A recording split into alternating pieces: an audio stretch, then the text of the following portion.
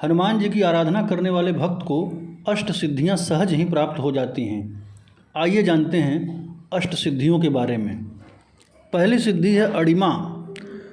अड़िमा की सिद्धि जिसे प्राप्त हो जाए वह कितना भी छोटा रूप बना सकता है। सुंदरकांड में गोस्वामी तुलसीदास ने वर्णन किया है, मसक समान रूप कपिधरी लंका ही चले उस सुमिर नरहरि।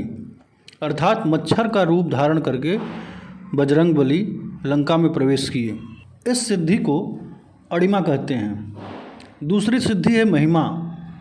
महिमा की सिद्धि जिसे प्राप्त हो जाए वह अपने शरीर को कितना भी बड़ा कर सकता है। समुद्र मार्ग से लंका जाते समय जब सुरसा से हनुमान जी की भेंट हुई तब वह अपने रूप को बढ़ाने लगी। जस जस सुरसा बदन बढ़ावा तास दून कपि रूप दिखावा। वह जितना ही बड़ा रूप करती हनुमान जी उससे भी ज़्यादा बड़ा रूप धारण कर लेते थे। तो इस सिद्धि का नाम है महिमा। तीसरी सिद्धि है गरिमा। गरिमा की सिद्धि जिसे प्राप्त हो जाए वह अपने शरीर को कितना भी भारी वजनदार बना सकता है। हनुमान जी इसका भी एक उदाहरण प्रस्तुत करते हैं। द्वापर में एक बार एक जगह पर वे बैठे हुए थे और वहाँ से भीम गुजरे। भीम ने बड़े अहंकार में कहा कि अरे बंदर, तू यहाँ से उठ, अपनी पूँछ को हटा। हनुमान जी ने कहा, मैं बूढ़ा हो गया हूँ, अपनी पूँछ खुद नहीं हटा सकता, तुम खुद ही हटा दो।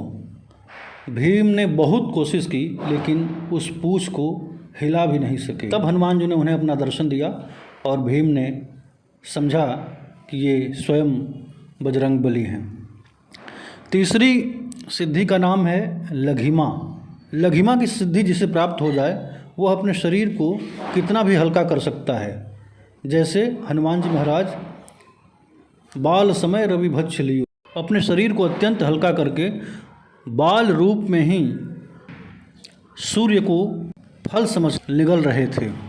लघिमा की सिद्धि के कारण ही वे अपने शरीर को बहुत हल्का कर समुद्र मार्ग से लंका को पहुंच सके।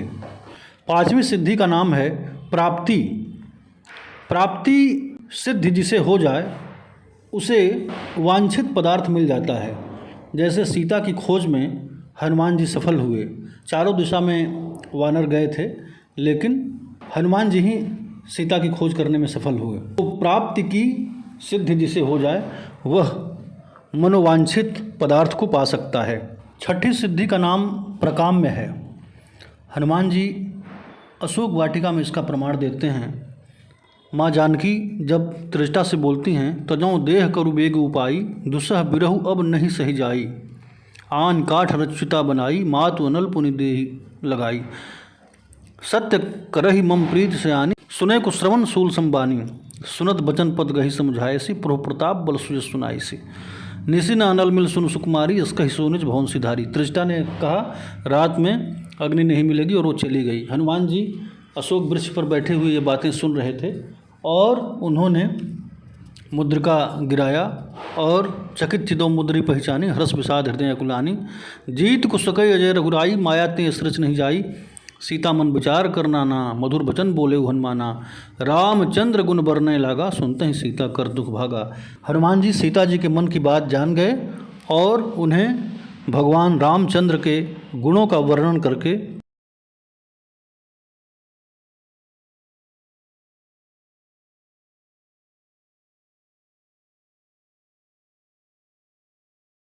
उनके कष्ट को दूर कर दिया और उन्हें विश्वास दिलाने में सफल हुए कि बहुत शीघ्र भगवान राम उन्हें यहाँ से मुक्त कराकर ले जाएंगे। दूसरा उदाहरण उत्तरकांड से है, जब भरत जी यह सोचते हैं, बीते अवधि रहहि जौ प्राणा, अधम कवन जग मोहि समाना।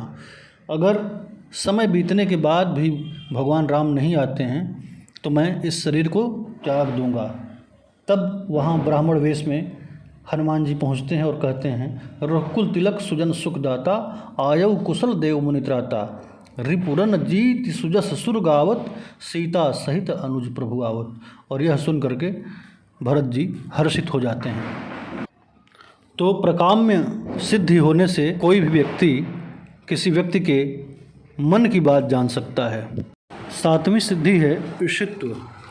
यह सिद्धि प्राप्त होने के बाद व्यक्ति में देवत्व आ जाता है।